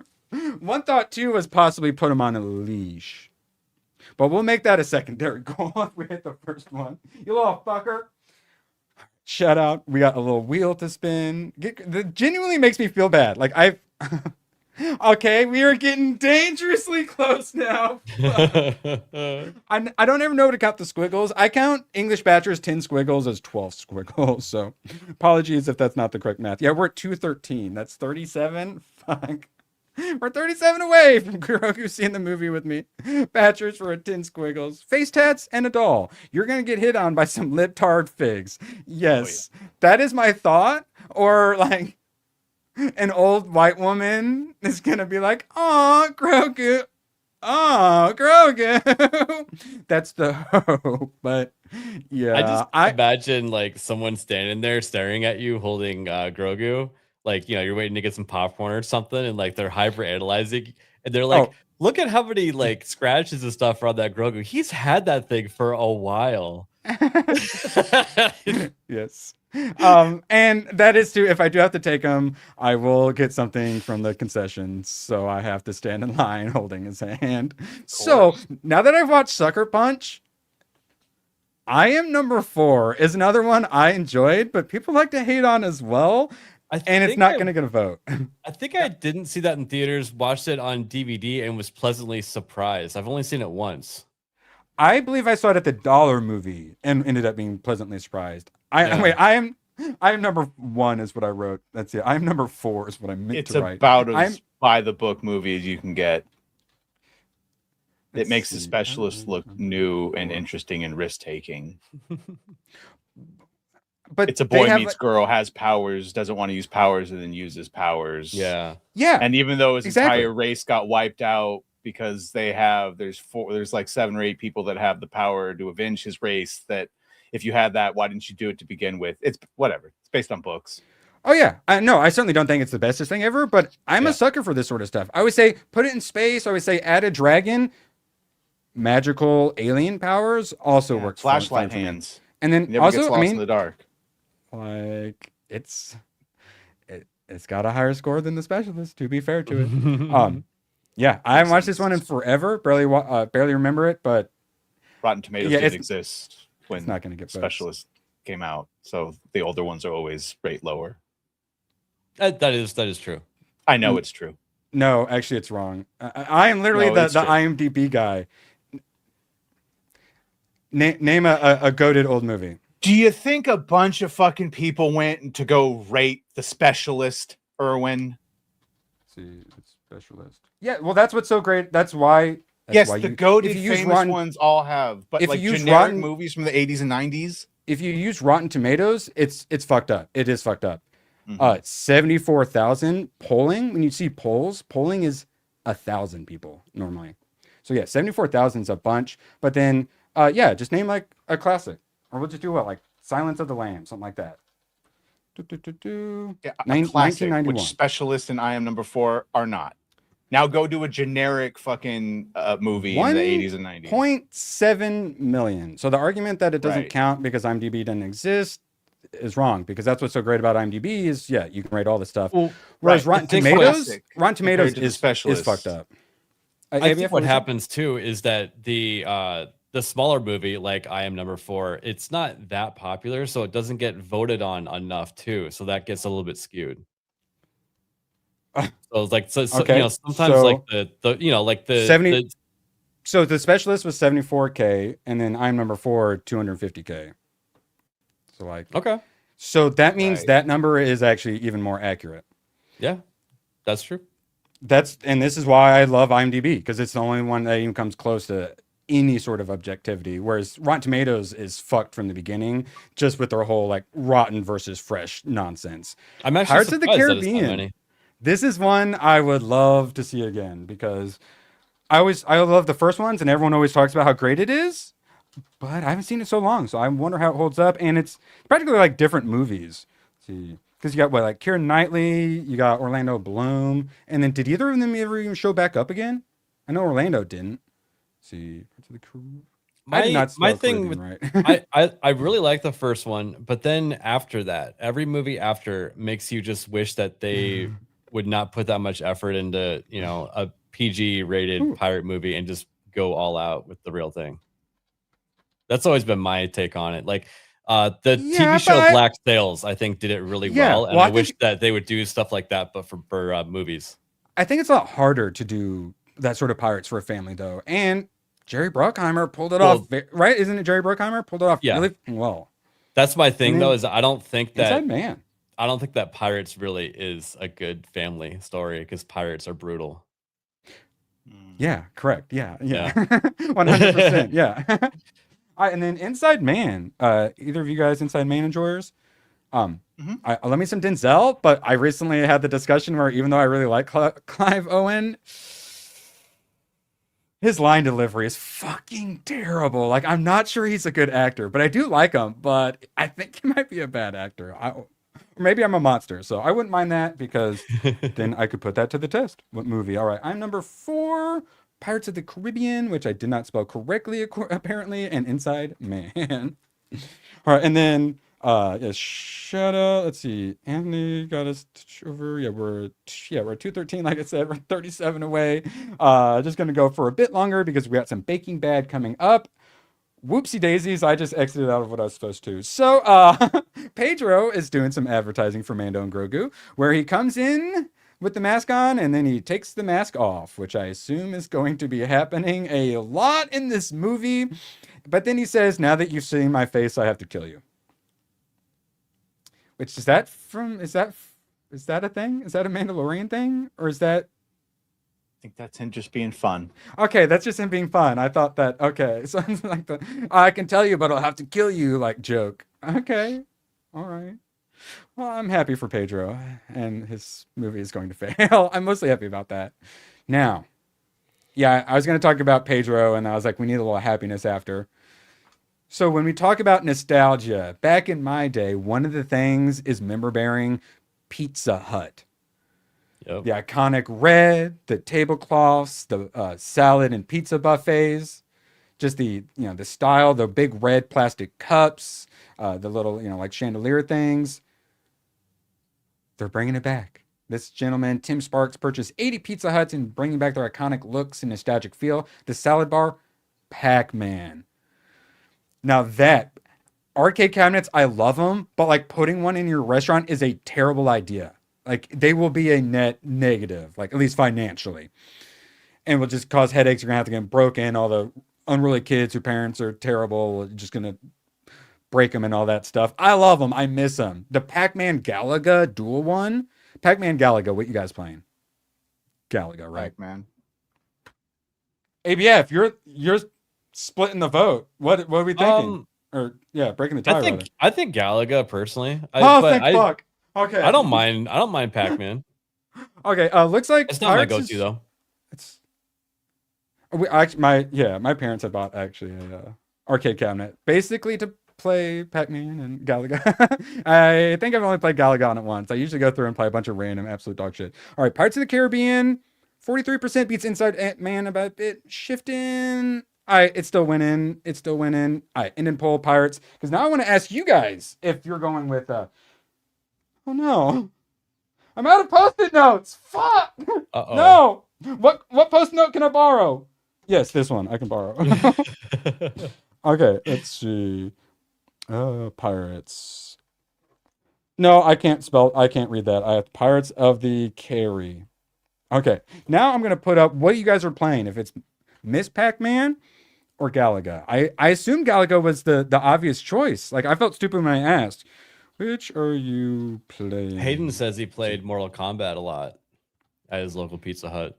Ooh, yeah. I had a local pizza place that had an actual like little mini arcade. It had a bunch of good ones. One of my favorite was I think like the Area 51 shooter game. Yeah. And I'll even be fair because it's usually Miss Pac-Man, Galaga, so I'll even put Miss Pac-Man as the first one. Don't want to hate on a lovely young lady. I do enjoy some Pac-Man, but it's not quite as exciting. Also, you're just moving around when you could be going like this, which is more fun. I always loved the Galaga ones where you could hold the button down and it would shoot really fast. Some of you can hold it down and be like, bloop, bloop. But some of you hold it down and be like, pew, pew, pew, pew, pew, pew, pew, pew, pew. And those ones, goated. My bowling alley had one of those. I'd also had a really good arcade too. And then the transition into Ticket arcade games. And oh my God. Things did devolve from there. It was the basically just ruin everything. It was teaching children how to be degenerate gamblers when they grow up. Yeah. Though to be fair, you're a big fan of the coin pusher games, right? Oh, dude, I definitely had that switched on. I was groomed to enjoy gambling. Yes. Oh, aren't we all? Yeah, we grew up with candy cigarettes, for fuck's sake. I grew up with real cigarettes. Oh, well, yes. But before that, did you ever eat any candy cigarettes? Because I did. And I also was a smoker, too, for a decade. Tomar went and did the thing. Fuck. I got to take Grogu now. Tomac with a pink boy dropping a 50. Whenever I see a Pizza Hut with a new sign, I think we live on the ruins of ancient empires. Correct. And it's one of those things where some of the stuff, nostalgia, we want back. You can't really have that back. But Pizza Hut, you can bring back 100% of the things we loved, essentially. Like, you can just go back to when it was better. And Thank you, Tomac. We didn't understand what we had in the 90s. And yeah, it's like a prequel situation. Even in like early 2000s, we were at peak and we didn't understand it. And now, God. like when we were 2016, we're like, make America great again. We're like, yeah, let's go back to the 1950s. Now it's just, can we go back to the 90s even? Please, for fuck's sake. Please. Shout out to Mock, who also remembers a better time. Whoops. Nope. That's what he's going to do to get what he loves back. Anata. And we all know what he loves. I don't care about oxygen. I need boobies, nothing more. Okay, so now it's official. I got to take Grogu to the movie, which means we do still have a couple more streams before that movie. So we already have the cheek tattoo. I get Grogu. So if we did another goal, leash, or are there any other ways to embarrass me you can think of? Second, there is also the ears. There's also the sunglasses as well. So if you guys, chat panel, have any other ideas, let me know. My goal is that when you get to the movie theater, the staff, they're so embarrassed about Erwin that they're like, guys, we need to course correct. They're going to give me a free popcorn. They're going to feel bad for me. So if a black guy doesn't call me gay, I'm going to be disappointed. And he better call me the N-word. I don't think that's going to be happening. No. What? No? Yeah, I know. Erwin's getting a Badger, free icy. Even in your more urban area, what do you think the demographics in the Mando and Grogu theater are going to be? Probably going to be a lot of whitey. And a lot of white women, presumably, as well. As far as like a Star Wars would normally go. Yeah. The only person other than me interested in it, I know, is my normie boomer mom. So I'm thinking that's probably who's they're. Yeah, I'm not going to get called gay. They're going to go, ah. And then, no, okay. So the question is, do I act like he's my son? Do I act delusional? Or do I act like he's an abused child and try to, what do I do? You know, how do I handle it? Act like a super fan. Do I let him pet my Grogu? No, because that's your Grogu. What if a black person asks to touch his hair? Pull up his skirt and say, go ahead. Oh, yeah. Oh, no. Yeah, I know. I'm going to be going like this and like slowly throughout, not realizing he looks like this. And then someone's going to walk by to go pee or something. And yeah, they're going to think he's Pee Wee Hermaning it. I blame chat. It's chat. That's what I'm going to do. When in doubt, I'm just going to blame chat. Whip it out. All right. And let's see. All right. We're getting a little long. Yeah. I'm glad they're doing Pizza Hut. I still have 30 minutes on it. The Way of the Gun. Every time I saw it on my list, I kept not remembering what this was. Benicio del Toro, Taye Diggs. Now this Ryan Philippe guy, how do you say his name? Philippi? Oh, no, I don't want full cast. What else has he been in? It's not Felipe? Why wouldn't it just... I want this guy. Yeah, let's see. What else has he Cruel Intentions done? Yeah. Intentions, Crash, yeah, Intentions, 54. Okay, so does he normally talk with a weird accent? He's a quiet talker. Okay, because in this movie, he put on some... It's like he was trying to do a New Yorker accent or something, and it just really wasn't working for me. So the two main characters, he talks with the weird accent, and then it's Benicio del Toro talking with his accent. Manny Pacquiao. It just took me saying Benicio del Toro to remember the boxer guy. God damn it. Fuck. Oh, I just remembered too. He was in that TV show Shooter more recently. That was the TV show based on the movie Shooter, and it was all right. Oh, okay. Nothing groundbreaking, but I enjoyed it. So immediately those two guys are like leaning against a car outside of a nightclub and they're being assholes. And then the one like douchebag standing in line is like, stop leaning against my car and stuff. And then they get in a fight. Sarah Silverman calls them an F slur like 3 or 4 times. They dropped like 10 F slurs in the first 10 minutes of this movie. They ask him, they get asked an interview question for like the sperm bank if they're heterosexual. So he Something about goes on a big rant like, fuck starting your head or something, right? Yes, yes, fuck starting in your head. Why do I Yes. remember that? That's crazy. Yeah.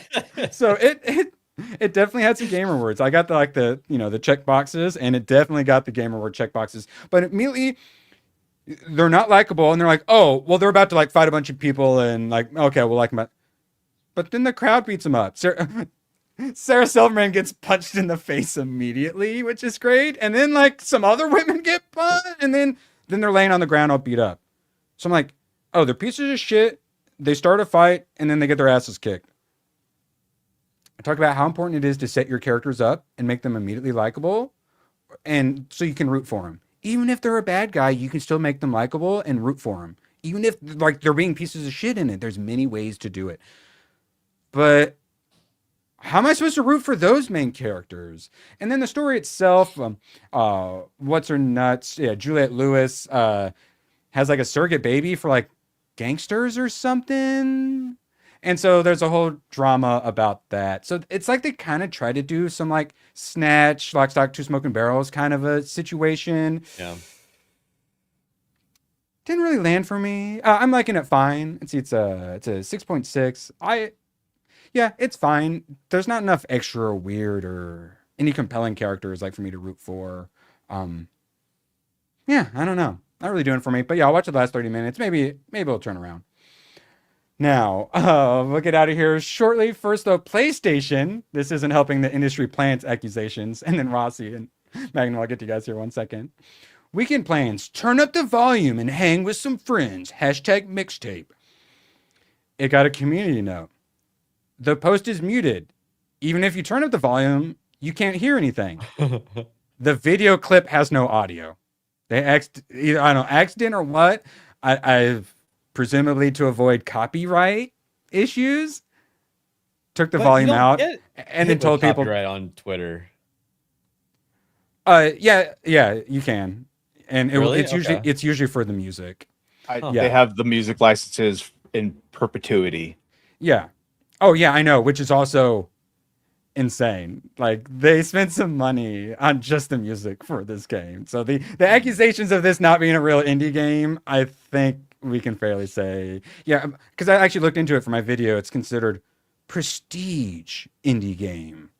And in those situations, Annapurna as the publisher gives a bunch of money, where it's usually a real indie game self-publishes. Still, the studio is really small, and the size of the studio is still considered indie. But when the daughter of one of the richest men in the world is funding you, you're not the same guy as the solo dev blasting through his life savings to make a whole digging game, you know? So, and then PlayStation be shilling it and stuff. It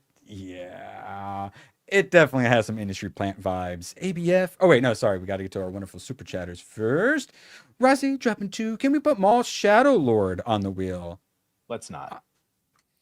Honestly, I wouldn't mind an episode, but Rossi, yeah, Badger, where's your headspace? You just think I won't like it, and then you won't like it'll it. just annoy you. Let's just save time. It's good. You won't like it. I like Maul, but yeah, and the thing is, I've actually seen some of it through Charlie Hopkinson's been reviewing it with the AI face swap. So I have seen a decent bit of it. It does look good in many ways, but I have trouble getting past the CG, even though it does look it looks really good for what it is, I will say. So, I mean, the answer is we can always put it on the wheel, but I don't think anyone's going to vote for it too, is one of the issues. And also 76% are playing Galaga based. Okay. That's what I thought it would be. But shout out to the Miss Pac-Man enjoyers. I get it. I also am a Miss Pac-Man enjoyer. Magnum for a $5. Wait, we in Odyssey, bro. I just bought some Chronic off the Cyclops and he shortened me by ½ ounce. What the fuck brought total immersion into Greece? Yeah, this isn't going away. And I'm really glad that Elon keeps doubling down on it and bringing more awareness, because our side knew about this for a while, but it's definitely breaking normie containment. Which is what happened with Snow White. Exactly. And yes, agree. This is true. Yeah. And then even when you get to later Pac-Man levels, they're still, the design of the levels are still super basic. ABF, we talked about your body type 1, 2, and 3 in Forza Horizon. They make you pick fucking pronouns too, dude. Were you aware of that? I did see that post. I didn't know, and like, is it during the character? Oh, there it is. Okay. Yeah, just Yeah, like the body type parts. Hmm. Where for those who haven't seen this, body type 1, 2, and 3, presumably it's male, female, and who knows what. They all look I identical. hate this, but one way that they would try to spin it is that if the narration voice needs to address you, they'll know how. So that's one way that they'll try to justify it. Yeah.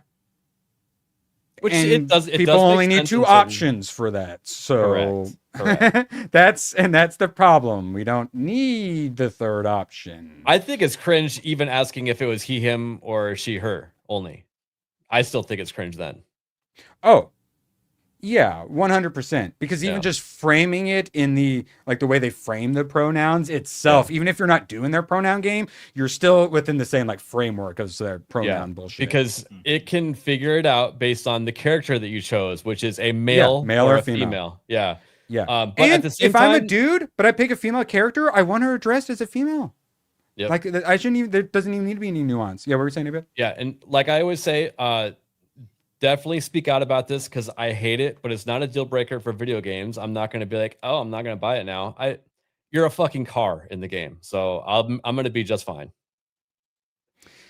Yes, but it's one of those things that makes you worried because it's a bit of a quality check, It's Microsoft though. Microsoft is pushing this, and that's why I didn't like Microsoft buying any of these game studios back in the last 5 or 6 years.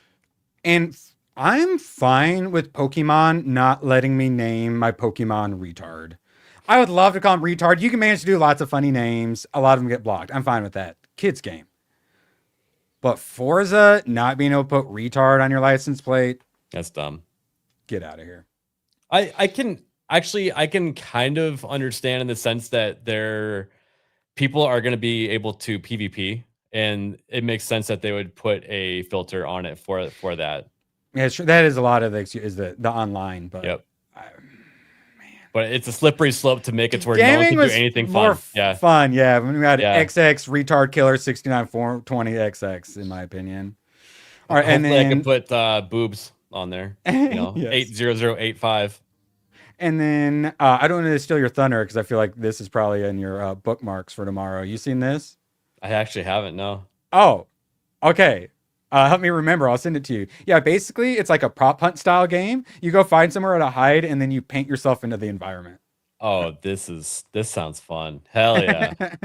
Yeah, interesting. And then I mostly brought that up to remind myself and others I will be the guest on ABF stream tomorrow night, right? Yep. Yeah, I remember this morning. I post-it note time. But you're out of post-it notes. I know. That was actually, I think, my last post-it note. All right, so yeah, I believe that's over. And yeah, if you haven't, check out my Pragmata video, just 9.5 minutes. A nice, quick, easy one. I talk a little Pragmata, make fun of some Hassan, fun green screen memes. Check it out if you haven't already. And then, of course, here in hour and about 10 minutes or so, we're going to be over on Jessica Lindstrom's channel. You want to tell them what we're making today, ABF? Thin Mints. Oh. And you guys get to experience one batch of Thin Mints. I get to experience 2. That says to me there's an extra one to put in Erwin's secret freezer bag of cookies. I did tell Jess. She's like, what are we going to do with this extra? I'm like, well, I'm going to eat them all. And maybe we could give Erwin 2 Thin Mints. Yes. Yes, they treat me well. Similar to, like the Chrissy Mayer having salaries on streams. My salary is paid in cookies. And so the reason why we're doing 2 is because we're doing some prep. And a lot of the recipes that we're doing, Jess is working pretty hard, like planning all this ahead. There's a step where the dough has to chill for a couple hours. So we're going to show you how to make the dough, and then we're going to magically pull out the dough 2 hours later. You're doing the cooking show. Yeah. Thing. Yes. Yeah. Production magic. Yeah. We're moving up. Oh, and they have they finally have it set up to do over the stove cam. Yep. So we have Stovo-vision now. Like, we're moving up in the world. You love to see it. And then Seabrew squeezing another 2 in. I still want my Buckeyes. Don't we all? I didn't know what I was doing when I introduced ABF to Buckeyes. I was like, oh, I love these. This is a regional treat. You got to try them. I didn't know what I was unleashing. You created a monster. Yeah, honestly. If Macedonia comes into reality, Buckeyes will probably be our currency. They'll be like our gold, essentially. All right, and then Badger, was there anything you wanted people to watch over on your channel today? No. Nah, I'm good. Any streams tomorrow you would like them to check out then? Yeah, we'll do Badger Cast. We'll see the amazing Lanterns trailer. Yay! Yay! I'm not looking forward to it. Man, that was, I'm genuinely like, don't even want to watch to make fun of it. Supergirl, I'm kind of excited to watch to make fun of. Lanterns, no, I don't want to. You can't make me. All right. Absolute pleasure having you all here. Don't forget, we do politics on Tuesdays, 10:30 Eastern. Make sure you join us. We always have lots of fun end of the world things to talk about. So if you like talking about the end of civilization, make sure you join us. But most importantly, make sure you join us over on Baking Bad. And later tonight, we should be doing some digging over on ABF Gaming as well. So make sure Keep you digging. join us. We're at 1,000 meters. We need to get deeper. Yes, they dug too deep. Not yet, but we're working on it. Appreciate you all. Couldn't do this without you. And me and Grogu will see you later. So long, and thanks for all the fish. Oh, the camera's on. The camera's been on the whole time, huh? I don't even know. Hello. Screw you guys. I'm going home. Good, then get the hell out of my life. Who needs you? Beat it. Leave me alone. I needed to get rid of the human garbage, otherwise known as my best friends. Yeah. Come on. Bonnie, how do you keep getting back in? Well, bye. If we're not back by dawn, call the president. Appreciate you guys, and send us out to Muck. Anime has a